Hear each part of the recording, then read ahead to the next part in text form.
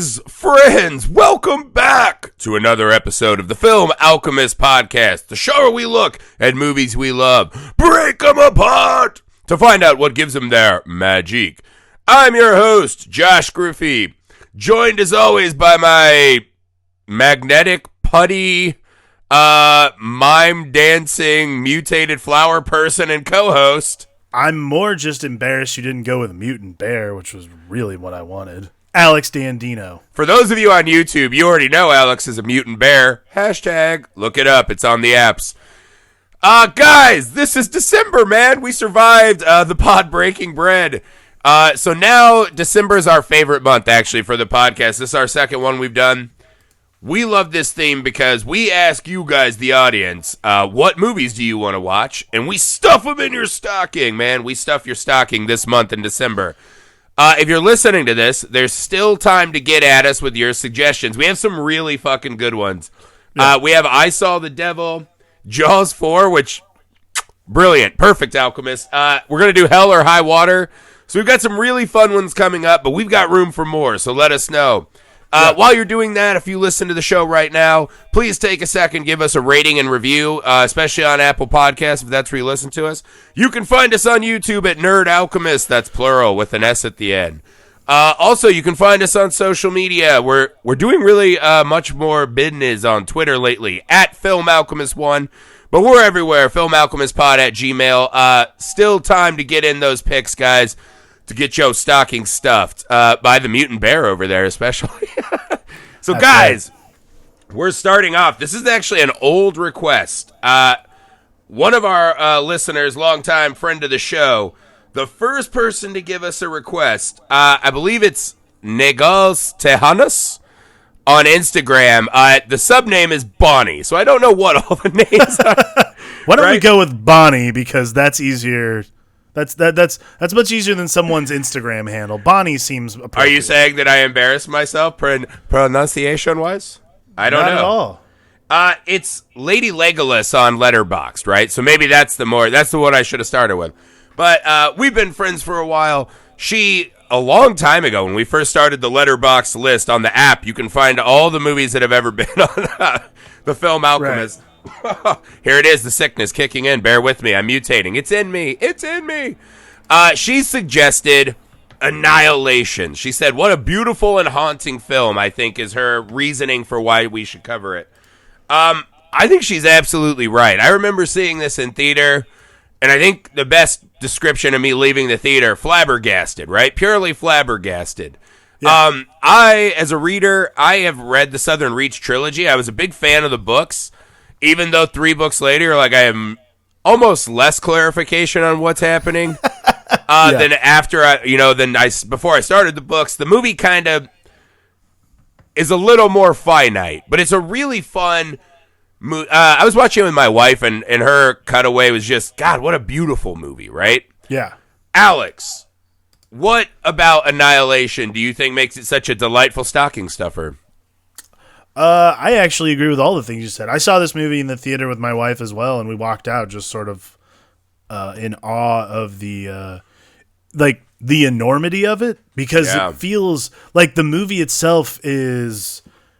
I didn't remember it running. It felt very fast this time I watched it. It's 115 minutes, so it's like 2 hours long. Like I felt like it was like a race to the finish. It was pretty fascinating, but.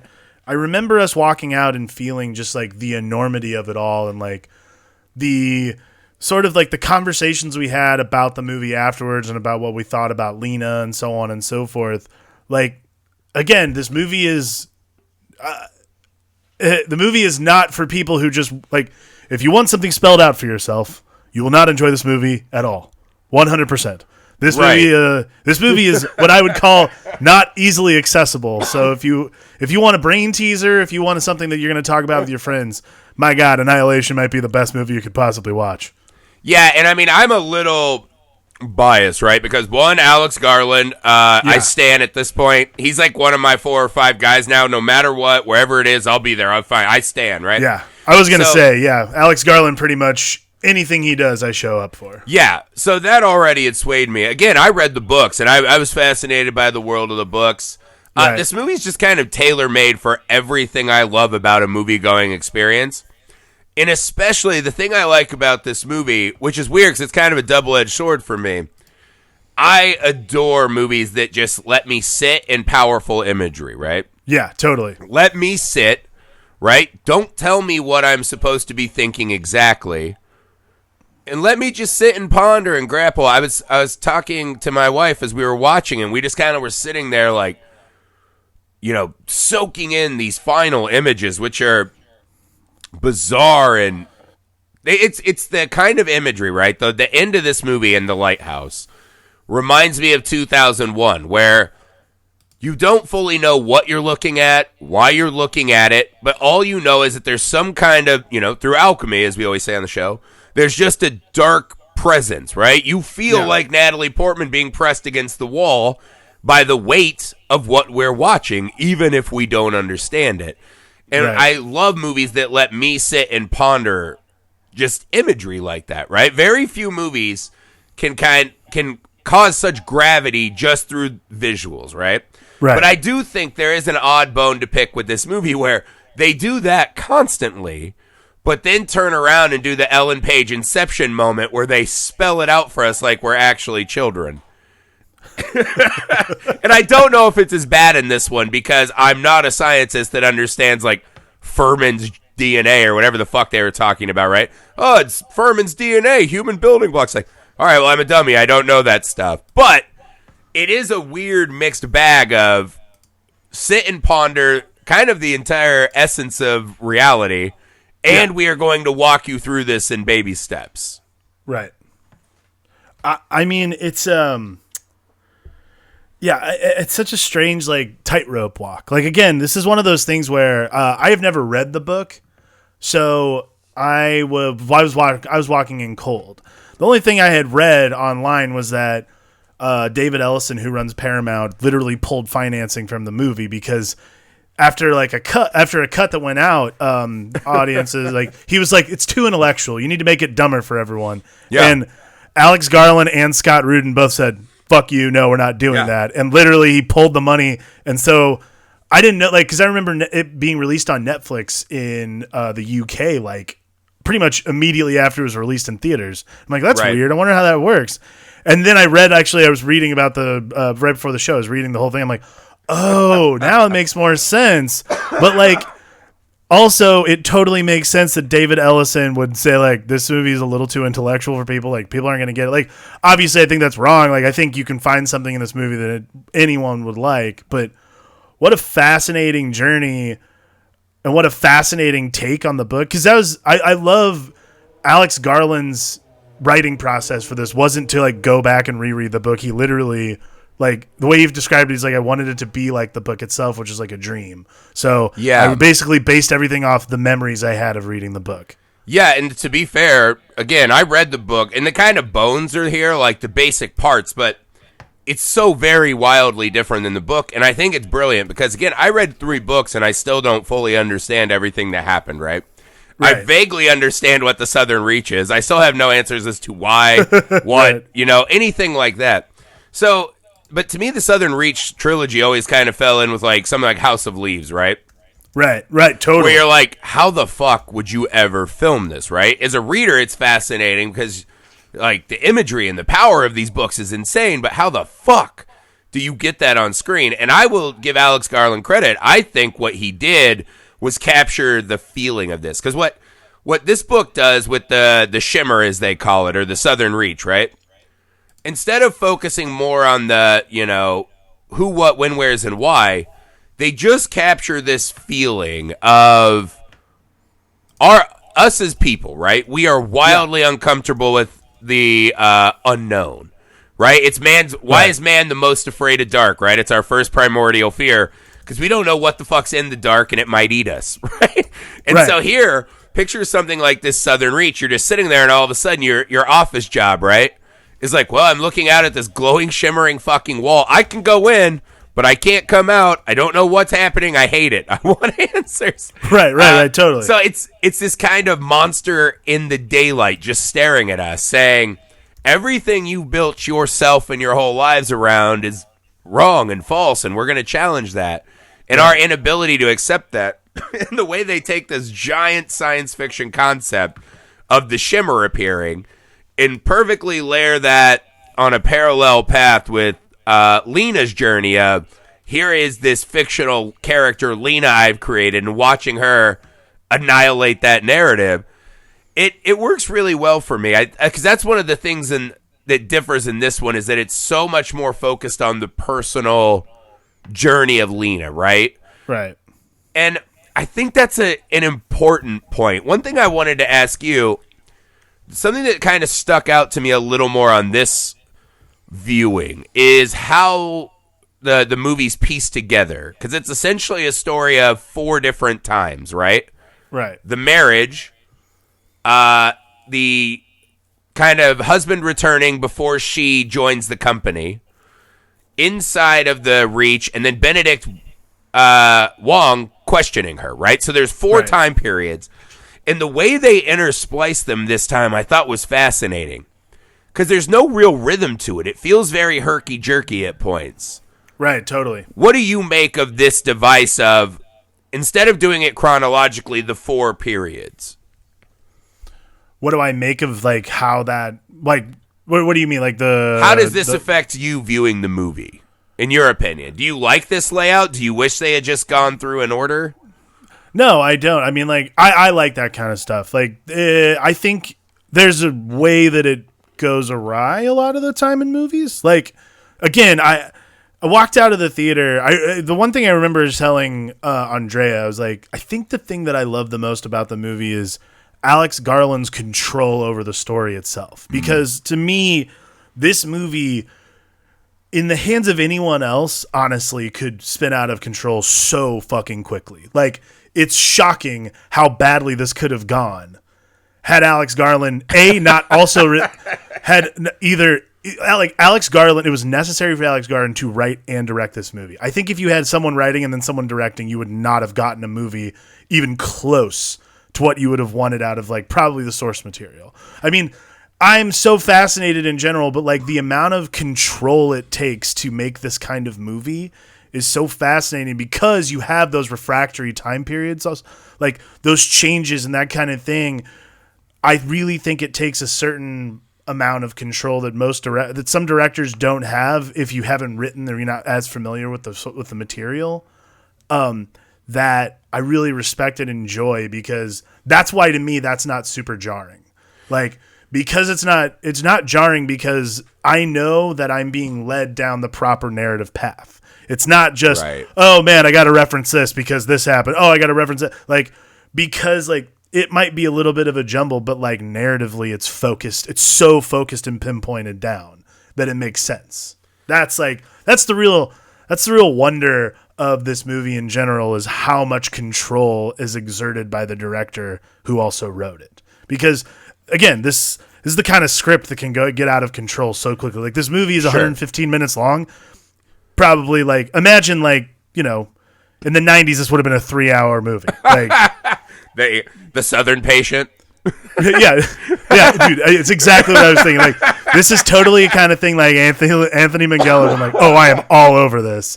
And it absolutely would have been like a 3-hour long epic, and we would like get to the end and be like, I'm so bored. Good Lord. David Lean, and at the end, Lena's just like, I'll build my own lighthouse.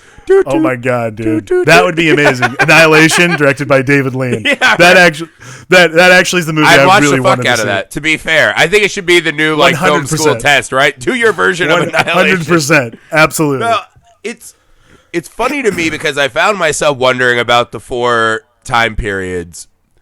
But again, like you said, I think it's funny that you keep saying the phrase, you know, how controlled he is, because the whole film feels completely out of control all the time. No one ever feels like they have any authority here, right? Not a chance. Because we start, and Benedict and all his homies, right? They're all in suits watching her through a box. So already we're setting a boundary between ourselves, the audience, and this woman, right? This disheveled, injured woman. And she's telling us everything went wrong and she's the sole survivor. Right. Okay, we know shit's gone awry. But what that does, building this differential between us, what we're then figuring out is every scene for the rest of the movie is her recanting to him and us what her version of the events are. Right. And it sets up the least reliable narration maybe of any movie I can think of, short of Usual Suspects, right? You're like, yeah. Every single thing in this movie then for the rest of the film, we don't know what to make of it. And what I found fascinating about it this time, really kind of, burrowing into it for this pod, the part of the movie in my mind from my last viewing, which had been years ago at this point, was that I don't know why we did flashbacks. That was something I kept coming to, like, why do we need the flashback stuff as much? It's very Jump weird. into it a little faster, get us to the Southern Reach. That seemed to matter more to me. What's funny as shit this time is going back through the narrative and watching Lena essentially, in a minuscule way, rewrite her own history to be more heroic while being a shitbag, right? Right. Like, when the guy approaches her at school and he's like, it's been 1 year since your husband left. And she's like, never, I love him still. It's like, oh. But did she say that in the moment? Is that what she actually said to him? Or when we cut back and we have these scenes, right? These brilliant splices of her imagining her affair to waking up with a gun in her face being called a liar. Not only is that a good juxtapose, like, here's a visual and then we'll tell you, like, it fits all, right? Right. What it does is when you watch them having sex that time, Lena seemingly is not enjoying herself at all. Yeah. Right? So it seems like a wasted moment, but then I was like, why does she look so bored during sex? Oh, fuck, because she's recanting to him. Yeah. I and think she's that's trying to make herself feel better about what she did. I really think, like, getting through the whole movie and watching it again is very important because when you watch it after, like, because you have to make your decision about the ending, obviously. But, like, the most important thing is Lena is 1,000% the worst, most unreliable narrator in an entirety of film. Like, she totally 1,000%. It's not even a rewrite on her. Like, I wouldn't even call it a rewrite. It's like, it's an imagining of what a life actually should be that is presumably like hers. Like, because that's like the crazy thing is the things that are flashbacks to me are so haphazard. Like, and I'm not sure if that's the best way to put it, but like, to me, they're straight out of like, bad like romance movies. Like that scene where she's in bed, she's like, why aren't you here? I'm like, I've seen that scene in so many bad movies about like people that are breaking up. Like, that feels wrong because this movie is so just like intense with other types of ideas that rings kind of untrue. And that's, I think, probably one of the great first clues that Lena might not actually be Lena. Well, I think that's interesting too, because what is so strange is, like, I think Benedict Wong, actually, his character asks, because she keeps saying, I don't know, seemingly almost dodging questions, but we learn, like, does she actually know? Is it just more of a philosophical thing now? She's like, I've seen it, bro. I can't come back to you, bro. Like, your friend who smokes pot for the first time. And he's like, I see all the strings on you puppets, bro. I'm outside of the game. You're like, okay, cool guy. There could be some of that, right? But there is a part of Lena, and she keeps saying, I don't know. And Benedict Wong says, then what do you know? And we get a long pause. And this is where we start the movie. Right? And the very first image after that is the cell splitting, right? This is kind of Lena's theme of her tale, is that all life and destruction are linked, right? That one cell becomes two. You can look at that as destruction or the building block, the rhythm of the dividing cell, right? That's life and destruction. Right. So it's kind of this cool place for her to exist where we never fully know anything, and that plays more. I was struck by how much that affected outside of the Southern Reach parts of this story, which are cool. Right. Like, here's a great example of how they use these different time periods to good effect. When they're inside the Southern Reach, who's the first person who starts losing their shit? Right? Like, the very first person, like, we gotta go. We gotta get out of here. I'm scared of everything. Right. The fucking paramedic from Chicago who willingly signs up for the mission and would constantly be in these... Because that was something I was like, why is she the one that's losing her shit so much? Her Gina and Lena Rodriguez are the two that would not be losing their shit, but she is. Why? Because Lena is telling us the story and extra vilifying and shaping her point of view because later she has a gun in her face. You know what I mean? So all these little weird things that were bothering me, you realize it's because Lena is a fucking liar. Well, that's sort of like, I was watching this time and I realized, like, because I got to be honest with you, like, I'm not 1,000, like, I'm pretty sure Ventress is real. I'm not 1,000% sure Josie, Cass, or Anya are real people. Because to me, they represent what this whole movie is about, which is about change and the moment of change and so on and so forth. But, like, Cass being gone first, for instance, represents, like, the violent nature of change, like the abruptness of it. Right. And then Anya is the sort of grief of change, where it's this situation where it's the change, the internal change that you can't prevent. Like, she's literally watching her fingerprints rearrange themselves and she freaks out. Like, that is really a great scene, but also, again, like, and then finally you have the acceptance of change from Josie. Like, Josie literally turns into a flower pretty much. And this is this level of acceptance. Like, Josie sees the beauty in it. And, like, some people have tried to frame it as like, oh, maybe she's trying to avoid a fate similar to Cass, where Cass, like, is, like, sort of refracted, like they talk about in the movie, like, refracted, her DNA is refracted through what's the shimmer. But, like, I really don't think it is. Like, I feel like it's just the stages of evolution itself, but more to the point, the stages of evolution of grief, of loss, of any sort of suffering you've been through. Right. All of us go through that kind of thing, and these three women represent Lena's experience with that. Yeah, my only counter to that would be that Benedict Wong specifically asked where these people are. Sure. So a version of these characters went in with her. Are they anything like the women we saw? No, not necessarily. They're all very caricature versions of themselves, right? Right. But there is something to that, you know, kind of ghostly nature of all of their spirits. And this, again, is why I thought it was so weird that the paramedic immediately starts losing her shit. Right. Ventress is just so aloof the whole time. Yeah. Right? Has this kind of very fatalistic, suicidal bent the whole time, while acting like she is Yoda, which is kind of a strange duality that they play with. She is just like a fatalist the entire movie. It's very weird. Because she just constantly is like when what's her name gets fucking attacked by the alligator, you see Natalie Portman like spring too, and she's like, all right, I guess I'll walk into the cottage slowly and not help at all. It's like, what the fuck? But what I think is funny too is Josie, right? That's the flower lady. She actually lays it out in a pretty compelling case, which is moving forward to the lighthouse, right? She's like, Ventress wants to face it. You want to fight it. And I don't think I want either of those things, man. And she's just kind of, c'est la vie, right? Such is life. I'm out. And walks out. And I love the scene, too, when she walks and just disappears. Because what I don't assume happened is that she becomes one of those flower people immediately. I think she actually takes a dive in the tall grass and is just waiting for Natalie Portman to leave. And she was like, fuck, that was dramatic as hell. That's going to sound great when they do the Lifetime version of this. Like, Josie's just sitting in those weeds waiting for her to leave, and then she's like, wow, God, now it's going to take me like 3 weeks to mutate. Great. But her point is a pretty apt one, right? That, because, again, by the end of the movie, we get no clarification, zero clarification on what any of this was about or why. Right. And the movie even gets to, I love Natalie Portman's line when he starts saying, like, one by one, everyone else was gone, and you're here. What's that all about? And she's like, oh, is that something I have to explain? Yeah. And he's like, yeah, you do. And the movie never chooses to.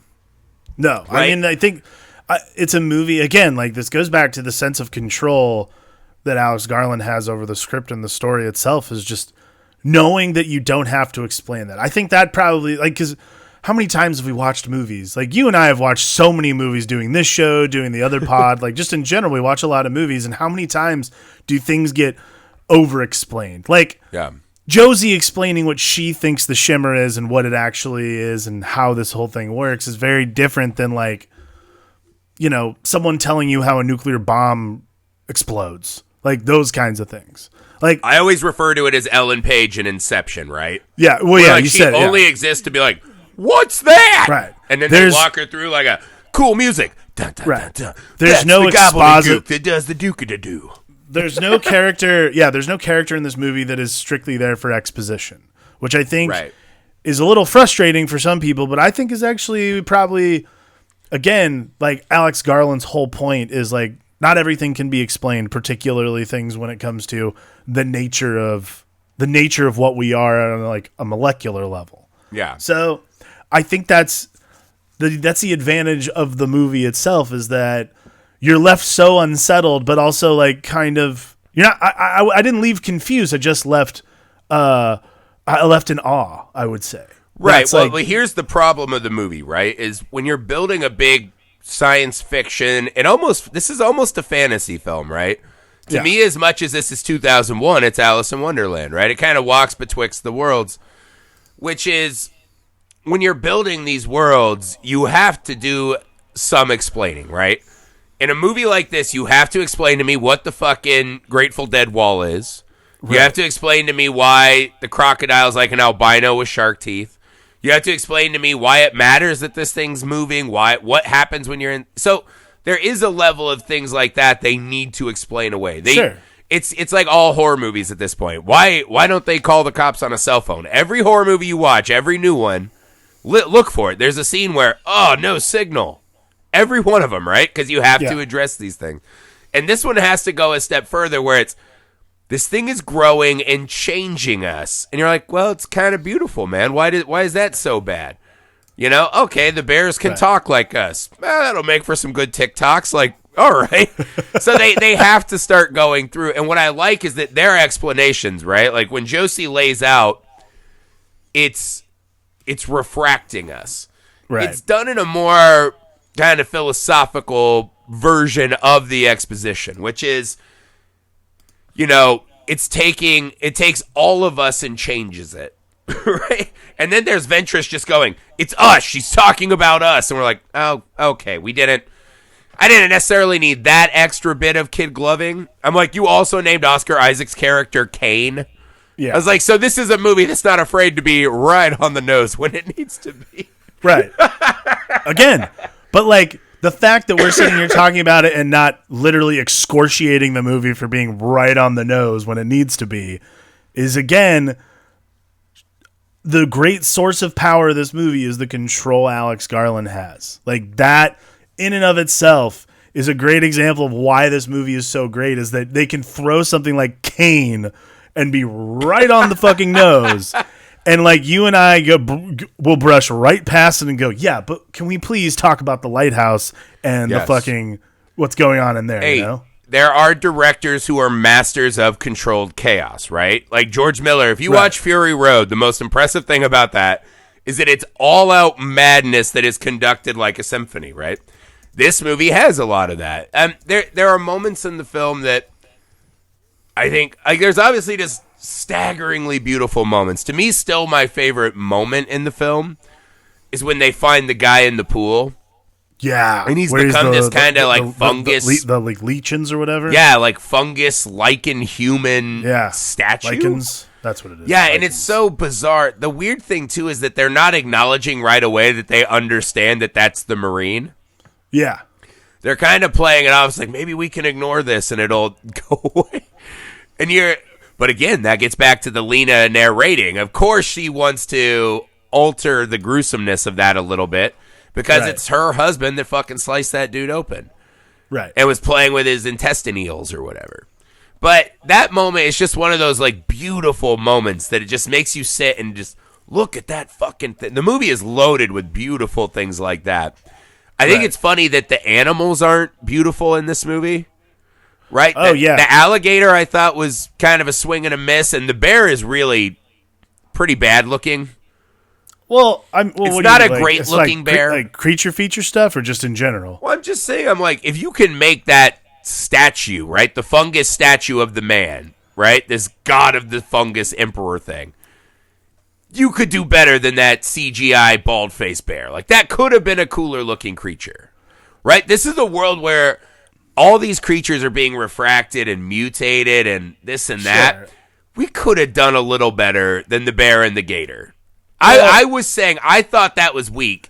And then they had two bears that have like little, cherry blossom antlers. I was like, what? That's it? We got motherfucking flower people everywhere. To counter that, though, the look of the mutant bear is not what's supposed to be terrifying about that. It's the fact that it's shouting. I'm not saying it's with terrifying. I think it's, and maybe that's a point, right? Why are the landscapes and the vegetation so beautiful, and the animals all just look like shaved monstrosities? I mean, I think that goes. I mean, that's a direct visual metaphor for what the world is at large. Like, to me, no, that world is beautiful. Animals being torn asunder and turned into biological freak shows. Same with humans. It means that they are not. It's that we are not. We shouldn't be. We shouldn't be tempting the fate by going into the shimmer. See, that's wrong. That's wrong. I disagree, because you can. This is the clever trick of the movie, is that you can hide everything you don't like behind the Lena as the narrator argument. Maybe Lena is just describing these animals in ways that make them more monstrous than they should be, but not beautiful. The thing is again, and this is something the movie gets back to, which I think is cool, because if you're not going to tell me why this is happening, right? And by the end of the movie, I would say it's maybe one of my only gripes, is that I don't think this makes any sense as a film. Like, once you get to the end, you're like, I don't know if this whole Southern Reach thing pans out in a fathomable way, right? Neither here nor there. I just think the creature work could have been more interesting, because what he's saying is that the Southern Reach and the Shimmer is not here to destroy and annihilate, right? It's building something new. And so I was like, all right, it's not. We look at those creatures like, look at that monstrous bear. Man, that's just a newly refracted bear, man. That could have been cool. It could have had 8 spider legs or some shit like that. Like, use some imagination, goddammit. That's all I'm asking for. Use some imagination. I thought it was pretty imaginative for a woman's voice to come out of the bear. Voice was a lovely touch. And I liked that, because that was a weird moment in the film that struck me, is the bear kills Shepherd, but it didn't eat her. Right? Weird for a wild predator to kill something not to eat. Right. So it added this extra layer to the bear that was, like I said, I don't think the bear needs to be scary visually. The bear on its own, right? That it killed for pleasure almost. Right. And then the only thing it took sustenance from its kill is fear. It took the fear of this human lady, mimicked her voice, but not even as a hunting technique. That was kind of a cool thing too. Not only, obviously, like, it's with its last breath, it whispers, help me. But the fact that when it's in the room saying, help me, right? Natalie Portman's character says, don't react. Right? It's just saying, help me. Help. It's like the fucking original Fly movie, right? Help me. And then it can seemingly see them. It puts Josie's shoulder in its mouth and doesn't start attacking. Right? So there is this, almost it's looking for human empathy because it ripped this lady's throat out. That is very creepy. Yeah. I'm talking more just visually, the bear, underwhelming. I mean, the concept of the bear, cool as fuck. I didn't have a problem with it. Good Lord, Alex. See, you're refracting yourself into a pleb, a Philistine. I enjoyed the creature work. Was not like the creature work. Sure, a bear probably could have had something other than antlers, but at the same time, I was more distracted by the woman's voice coming out of its mouth. I'm just saying that bear was less interesting than the bear from the Great Outdoors. Could have done better. If we're going that direction with it. Actually, they could have been brothers, I guess. One just has a hairless ass, the other one has a hairless face. Could have been, man. Could have been. Yeah, I liked the bear a lot as a creature. I guess we got to talk about the ending, right? The ending's like a whole fucking big ordeal. The ending it's a whole lot to unpack in the ending. I remember watching in the theater, and I remember thinking, and it ended right on time, because I was like, if this goes on 1 minute longer, I'm just gonna write this movie off. And then it stopped. I'm like, okay, cool, got it. It's an unbearable weight. Like the nebulous thing, which is really cool. Like when Ventress basically disintegrates and turns into the, I don't know what you'd call it, like the eye. Basically, it's like the eye of civilization. And then, okay, well let's walk through this piece by piece because there's a whole lot, right? Like just from the basics, when we walk in, what we see are these giant crystals. They're not really fully organic forms, so that's weird that it's there. Again, the movie shockingly on the nose, right?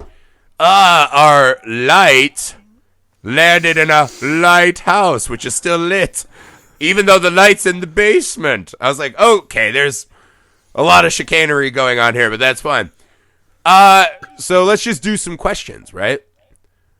Which Kane walked out of that building? The doppelganger. See, I think they want you to think that because of the slicky hair, right? He has the slicky hair. I didn't think that because of the slicky hair, though.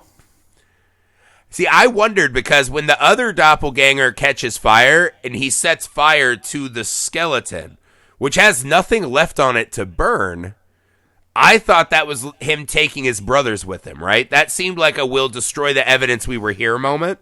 Right.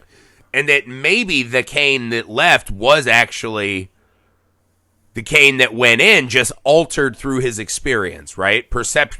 Mind open. I know there's like the little eye glimmer at the end, but we'll get to that too. I don't know. I thought that was interesting the way they leave it open because at this point in the movie, I think it would be counterintuitive to tell us, oh, it is the doppelganger that got out. Right? I mean, you almost have to leave it somewhat ambiguous. I think you have to leave it somewhat ambiguous, but I really honestly just thought it was... I assumed it was the doppelganger to begin with. Right. And then at the end of the movie, when she asks, are you really Kane? And he says, I don't think so. That's where I was like, well, that makes sense. Like, nothing would surprise me about Kane immolating himself and letting the doppelganger walk away. Well, sure, but his sequence of lines I thought were really fast. One that some version of him is filming himself, right? Right. The mindset you would have to be in. But I believe his exact lines, if I have this right, are, if I wasn't Kane, what was I? Was I you? And then he says, were you me? Something like that, right? There's this inherent built-in, maybe there never even was a Kane, right? So what are you even imitating? I think that's a fun extra thing. This was the first time I've watched it where I wondered, I was like, wait, did Kane? It was something about the metal doppelganger lighting the skeleton on fire that made me question if the doppelganger theory of this movie actually is as simple as we think it is. Right. I think the ending wants to push us that way, but I think you could look at it another way. Was that Ventress in the basement? Yes. Why would you think that's her? I was confused by this. Because when we first see her, face is skewed. There's nothing of her. Well, I'll back up. I would actually say... Because if that's not her, we don't know what happens to Ventress, right? She's just a question mark. I'll actually back up. I actually don't think it's been Ventress at all. And here's why. And you pointed it out earlier, which is that from the get-go, like, she literally does not care. Like, her walking into that cabin while the girl's getting just torn asunder by the albino alligator, I don't think she's actually... She's leading them down the primrose path. Like, that's why she's there. So, yes, she's the same Ventress who's been there with her the whole time, but I don't think she's the original Ventress. So you think she is a plant from the Shimmer? I do. You should read the books then. You would like some of that. That's an interesting thing. You know what's funny? I even read the books. I never thought about that. Because there is something weird, especially because I was telling you, it's like, Jennifer Jason Leigh seemingly just is like a cocaine-fueled mad woman in Hateful Eight. Yeah. And in this one, it's like she couldn't even be bothered to emote. Well, right? yeah, She kind of does the, like, she's a character from The Office, like Stanley. Or she's like, well, this is my fucking job. I just send men to their deaths. I guess I'll go in and die. But when she walks in, right, like, here's the basic setup of a character. You are haunted by the fact that you are sending all these people to their deaths. You stare out at this phenomenon every day and have no answers. Your whole life is kind of a meaningless executioner. Right. When you get inside of that place, you should be a little excited and interested in what's going on, and she never is. Yeah, ever. She does not care. So if she is kind of the canary in the coal mine, but in reverse, right? Yeah. She's sent out by whatever the Shimmer is. to send people back in, I think that's pretty cool. And that explains a lot of her character, actually. I mean, that's how I interpreted it this time. Interesting. Like when I saw it the first time, that. I wasn't really considering it, but this time I watched them like this all feels very planty, so to speak. Yeah. Yeah, it's so strange because I wondered because she's there and she's seemingly saying like, this is the final stage, it's all over. Almost like she's praying, and then she's the only character we see just dissolve into light, right? Other two characters, Kane and Lena, have made it to the final step, right? I guess you could say there are two final steps, right? Either you are changed and you integrate whatever the shimmer and light is into you, right, or you become a plant lady like Rosie 4 weeks after she gets up out of those weeds. So those are the two final steps. So it's almost, if she's a plant, she's sitting there, you know, hey, I brought these people. The game is over. Right. And it's kind of the biggest question this movie, right? Because, again, the movie doesn't try to answer everything, and it's a big open world. But the movie does set enough exact answers that there is some things that I think Alex Garland should have given us some clarity on that he didn't. So the movie at the end seemingly says to us that two people have been cloned, hijacked by a parasite, symbiote, sorry, Sony. Yeah, come on, get it right. Yeah, or whatever happened, right? Two of them were altered and came back. But the movie never stops why them, right? They're not truly the two cells divided as kind of the theme states earlier, the rhythm of the dividing cell anymore. Right. Why those two? Why this plan of attack? What have they accomplished? So now what? They're going to go out and slowly fuck and make one more person per generation? And then like 100 years from now, there'll just be 8 shimmer people and like the grandbaby will be like, well, I'm like a quarter shimmer. You know, like I don't understand why any of this happened, but I think that's the biggest critique of what, because the movie again it is ambiguous in the imagery of that lighthouse, yeah, but it also is very specific in two people got out changed, and it never tells us why. And so Ventress being a plant almost asked me more questions. So Ventress sent herself out there to find the right people, because this another thing to bolster your argument is she's always picking the profiles, right? Right. Seemingly in on it and baiting these people into going. So she finds the two, I guess, but she would have already had Lena's information before she sent Kane in. Right, so... Do you have any idea what the purpose of all of this was by the end of the movie? Absolutely not. Because they say it was trying to build something new, and my biggest question is... What? Why? Not even what, but like, why this way? Mine was what? Well, because anyone who goes in there, they're like, it's in me, it's changing us. And I'm like, all right, well, couldn't the little meteorite have just landed in like Times Square and multiplied 1 million people already? Like, so that the books never really get into any of that why, right? There's no kind of like big meteorite moment like, aha, it's just kind of a, well, this weird fucking thing happened and no one knows why. And we never really know. It kind of tells us what it is in the third book, but even that's pretty ambiguous. I do feel like it's a bit of a failure that we don't know why this infection protocol exists. I mean, because if this is just aliens dabbling, why shut down the Reach after the two people get out? Right. I mean, why ever shut down the Shimmer?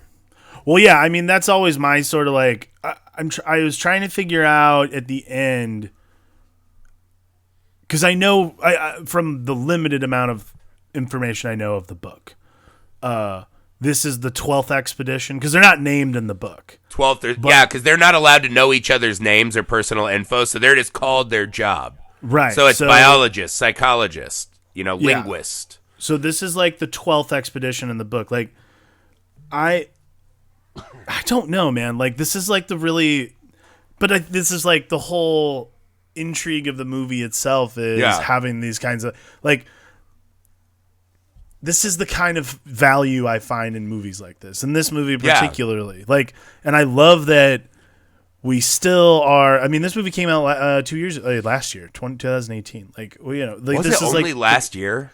Yeah. No, I saw this in L.A. I saw this before I went to L.A. Came out in before I 2000. came to Indiana. It was released in 2018. I saw it at Limley's with Sham, old Sham. It could have been right before I left. I left in March. February Anyways, 23rd, 2018. But here's the bonkers thing, right? Is again, I don't want the movie to answer specifically, but this gets back to a problem of world building. Is the more you answer, sometimes that is a negative, right? You can go too far. Because if the reach was going to end, right? Because the thing I like, right? So Jennifer Jason Leigh's character, Ventress, is a plant. She's like, I fulfilled my mission. She gets slurped back up. Right. She becomes the light again, right?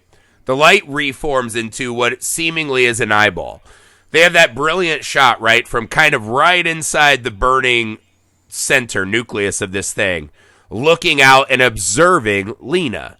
And in the reflection, it's kind of Lena's observing herself through this giant eyeball for the first time. Right. It's really cool visual, right? It's one of those, I don't know what the fuck is happening or what any of this is. You're like, I understand that's an eyeball. And I understand that this is us, the audience, kind of stop and really look and take her in this moment, right? It's kind of the movie stopping and saying, look at what you have assumed about this woman. What do you think this woman is? Right. And now we're going to fucking play with that for a few minutes in like this weird theater of the absurd. I get all that, right? I love that imagery. And when she comes out, there's a lot of fun stuff that happens with the mimic.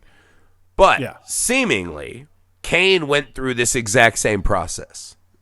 So for Kane to leave and nothing to be burned down, right? The lighthouse is clearly not flammable until it chooses to be because the first grenade didn't burn it down.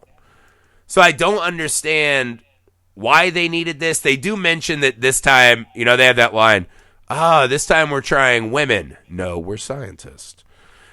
So maybe it's they needed an Adam and Eve thing. Again, this movie is ambiguous and shockingly on the nose all the time. So maybe that's it. But I'm like, why wouldn't Ventress, who seemingly is a plant, just send in a husband and wife combo like on Mission 1? Right. So there's some weird stuff like that. But again, I think the journey itself and all that is fun enough to play with without answering. Right, but you're also... I would actually make the argument that seems deceptively on the nose, but it also might be on purpose. Like, we talked about that earlier. Adam and Eve.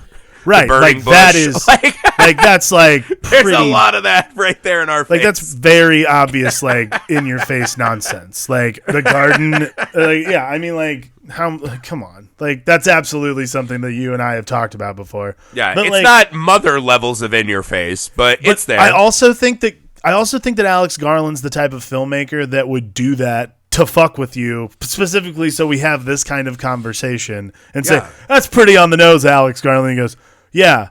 That's not what I meant. You're dumb, and I'm smarter than you. And that's sort of like how I look at it, because there's no way that it's that obvious. I grant him that.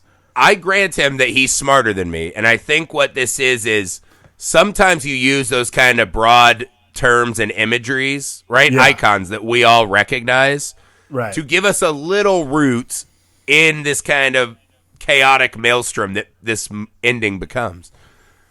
But still, I mean... that ending, I don't understand the effect. If this is like we're trying to take over and make something better, why only make two? Yeah, I'm not sure I ever got that vibe, because that's what I thought originally. And they burn it all down at the end, right? The Southern Reach, they even say, it's constantly growing, it's constantly expanding. No one cares yet because it's swampland, but someday it's going to take over like New Orleans, and then people will fucking care and know. But that's like so it goes away at the end when when Lena does the immolation with her body, and I don't think, or possibly herself. Right, and that's the thing. I don't think you need to destroy the Southern Reach at the end to have this extra layer of symbolism of, oh, Lena's burning herself down and she's something new. It's like, yeah, I get it. When she's standing in front of the lighthouse, right, and the lighthouse is burning and she's silhouetted, I was like, it's a beautiful shot that is essentially the whole movie in one shot, which I adore. But also I'm like, that's about the 9th time you're layering this exact message on me. Right. Don't take away the reach. I think it causes a lot of problems at the end. Well, but besides that, since I don't think either of us have really an answer or a hot take on that, No. What we can look at is what the movie actually shows us, right? Which is, so Lena runs up. It's funny, her first reaction is to shoot herself, right? The eye is reforming her, and she's like, oh, kill it with bullets. And this lovely moment where it's like, doo doo, and it just creates these little tails, right? Little scars, man. The scars are what make me Alanis Morissette albums. Wow. And she runs upstairs. The doppelganger follows her, and there's this really beautiful sequence that ensues. And this, to me, is the 2001 sequence where the ballet. Yeah, you just gotta let it like smother you and fucking suffocate you, right? Right. So what we see is she runs up. She's trying to escape, and this is something I was trying to break it down a little more specifically this time. She gets knocked out, right, and collapses to the ground. Right. The mime then slowly lays down next to her, right? Kind of mirroring her from that point on. Once she's knocked out, that's a double layer of unreliable narration within this story. Right. From that moment on, we don't really know if any, like, what is this fucking thing? By the end of the movie, it leads us to believe that it's a doppelganger version of her that's suffused with alien that's coming out, right? Or even if you take the other read, they are themselves biologically as they went in, but now just changed and altered and evolved, right? Fine, either way. Even the eye looking at her, once we go inside the eyeball, we don't know what's happening. Yeah. Once she's knocked out with the doppelganger, it's all unreliable, right? Yeah. I think that's a weird moment, but everything after that I love. What I love is the sequence of the doppelganger as the pursuer. And the moment that is just pure fucking cinema magic to me is when it is just pressing her into that door. Yeah. Pressing her. And it's just this, there's this beautiful moment Natalie Portman plays where she's frantic and then she just fucking releases. Right? Yeah. And like almost a calm comes over her. And then we cut to, as you phrase it, kind of the ballet moment. It's just stunning primordial imagery, man. So few movies can do this segment of the movie. And I know there are audience members who are like, that segment's bullshit. What does it mean? Why? It's hard to pull this off. If you can make this segment of the movie, that's worth it. Right? Totally. Oh, no, what absolutely. do you make of this sequence, right? The dance. I mean, to me, it's the metaphor. I mean, again, like, you're right. I don't. It's weird in a movie, a science fiction movie like this. It's strange that like the thing we've all been building for, and what we all realized that we wanted the entire time was someone dancing with their doppelganger in a lighthouse next to their immolated husband. Like, it's an amazing, like, sexy. It's amazing, like 15,000 metaphors in one combination. Right. It is so. Well, that's what I noted this time. I was like, Jesus Christ, this is symbolism pornography. Yeah, I mean, like, she's sitting there, like you said, right? She's dancing with the doppelganger next to the immolated corpse of her husband. But what this thing is, it represents her past sin, right? Yeah. The weight of the person she was, her guilt. It represents her husband because we saw her husband go through this exact process. So the husband that came home to her was probably this fucking metallic thing, right? Right. Also, it represents the generic man that she cheated with as she's dancing with it in front of her husband, right? Then it becomes her, and she lights it on fire to burn herself. I was so much. It's literally just a symbolism money shot. It's honestly. I mean, like, imagine Federico Fellini, Ingmar Bergman, and Jean-Luc Godard are all just like jerking off on top of you with their metaphors. Like, Bergman's just like, if you put a Grim Reaper and a chessboard in the corner, I'm going to have a heart attack. He's like, I love this shit. This is my shit. Yeah, but it's actually what is most brilliant about this doppelganger, though, right? Is it's supposed to be symbolism pornography because the southern reach and the shimmer, right? One thing that struck me this time was the kind of rainbow lighting. At first, you're just like, oh, it's a beautiful way to give it a Wonderland effect. Well, it's not. What that lighting is doing you is reminding you that every single thing that exists inside of this realm is at the behest of whatever this thing is, right? Right. So it exists and seemingly is putting up walls, but allowing everything in, right? And refracting it. So she has been allowed in to be split into every single part of her at once and changed and face, whatever. That doppelganger becomes the receptacle for every single moment we've seen of this woman as she's told it to us, right? Funny enough. But it's just a brilliantly perfect visual summary of the whole flick, man. Yeah. I mean, again, like, how often do you get, like, every metaphor contained in a movie ever in a final scene and also still revealing, like, the nature of the movie itself? Again, like, yeah. I go back to what I said. Like, if Kevin Alex Spacey Garland, had danced with that entire office and corkboard and Usual Suspects, that's how good this was, right? If Kevin Spacey's suit had been made of the evidence in Usual Suspects, that's how good you would have that's to be how to good pull this this was. Ugh. Again, I just, like, I watch it, and it's one of those things you watch and you're just like, it's still, I mean, Alex Garland's just amazing. Like, I can't get over how good Alex Garland is and how good he keeps something that could be lost, and it's like lost, not in a metaphor, but like up its own ass so quickly.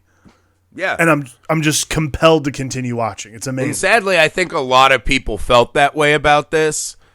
I don't agree with that. Because again, like I said, this movie, to me, why I will always cherish this movie, is it's just rare to watch a movie that has primordial, deep, dark weight.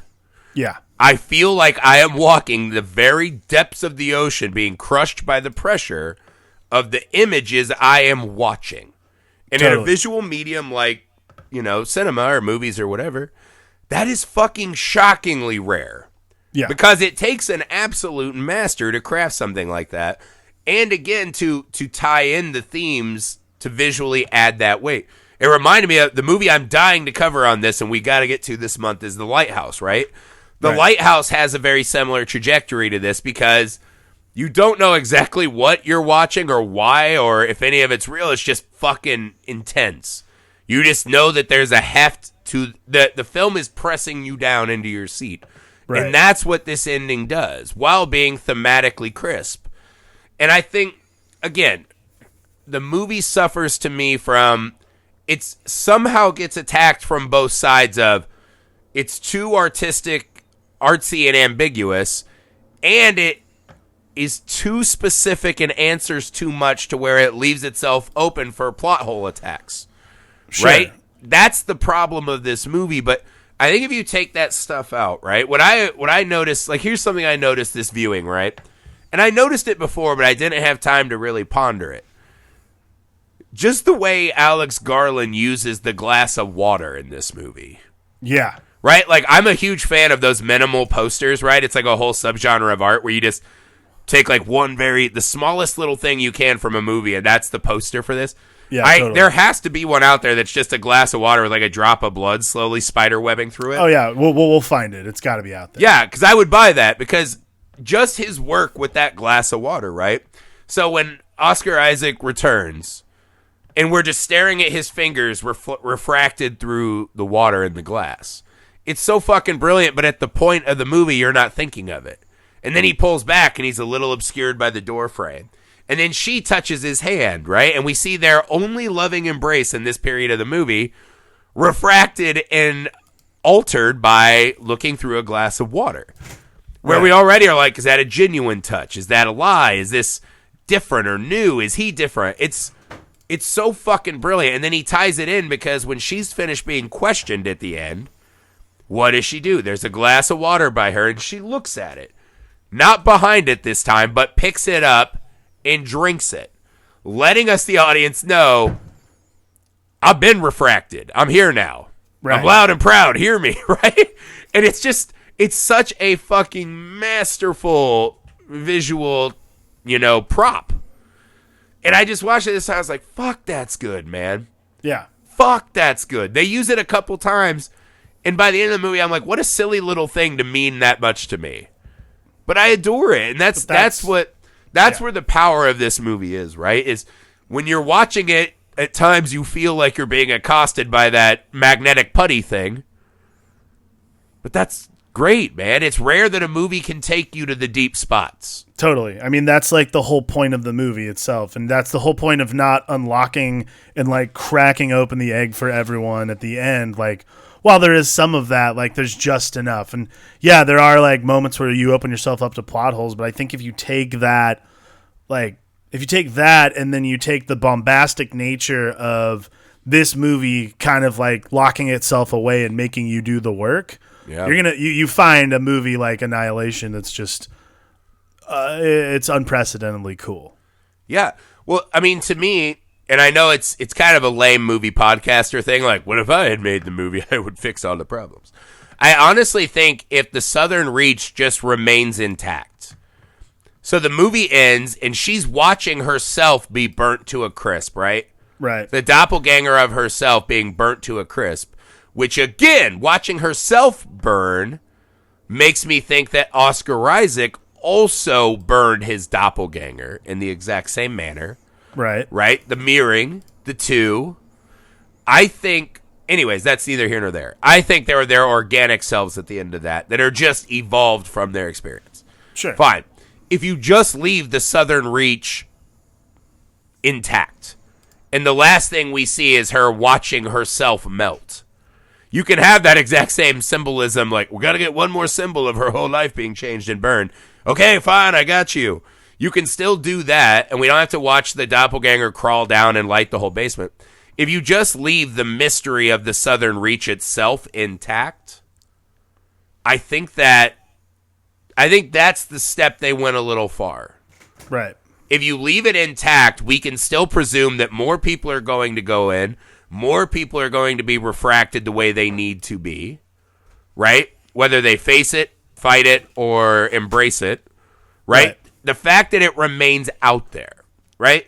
Alice in Wonderland, you don't want to know that Wonderland's gone at the end, right? The reason the first Matrix is cool is because the Matrix is still intact at the end of the movie, right? The Wonderland, the mystery still is out there.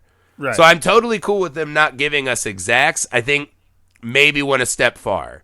But again, this to me it's scientists trying to grapple with stuff, whereas this is us just sitting in pure art. And I think that's cool, man. Any movie that can do that to you, I think, is just fascinating to me. Agreed. All right, Lady Legolas, Bonnie, or Negos Tejanos. I don't know if I said that right. But thank you so much for your pick, man. You've been with us for a long time. One of the first Instagram fans of the film Alchemist. You've been with us for a long time. I'm sorry it took us this long to get to it, man. But I'm glad we did. What a fucking stunning movie. Again, flabbergasted. That's my adjective for finishing this movie. It's all of our adjectives for finishing the movie. All right, guys. That's your stocking stuffed. But there's still room, man. We pushed it all the fucking way into the toe. We got plenty of room for more movies. So find us on Twitter at FilmAlchemist1, Facebook, Instagram, FilmAlchemistPod@gmail.com. Or Film Alchemist Podcast, I believe it is, actually. It's Film Alchemist Podcast. Yeah, however you can get a hold of us, let us know what you want us to cover. We're going to try to do as many as we can. Again, we've got some really good picks already. We got room for more. Hit us up. If you listen to us on Apple Podcasts, please leave a rating and review. Helps us out a ton. We appreciate those of you that have been doing that. We do see it. We are on YouTube at Nerd Alchemist, plural with an S. Subscribe, watch, and as always, share the pod with all your friends, guys. It means the world to us. We'll be back next. I don't know when. It might be sooner, right? We got to start getting these things out. We're doing Jaws 4. Psychic Jaws. It's actually Underwater Pumpkinhead is kind of what Jaws 4 is. Ooh, you're invoking the P-head for that? Wow, okay. It's Pumpkinhead-esque in magical connection, not in quality per se. But I think you're going to find it's a shockingly better film than you remember. Sorry, I'm dying. So you guys, send us your suggestions. We're getting out of here for the Film Alchemist. I'm Josh Griffey. I'm Alex Dandino. Peace!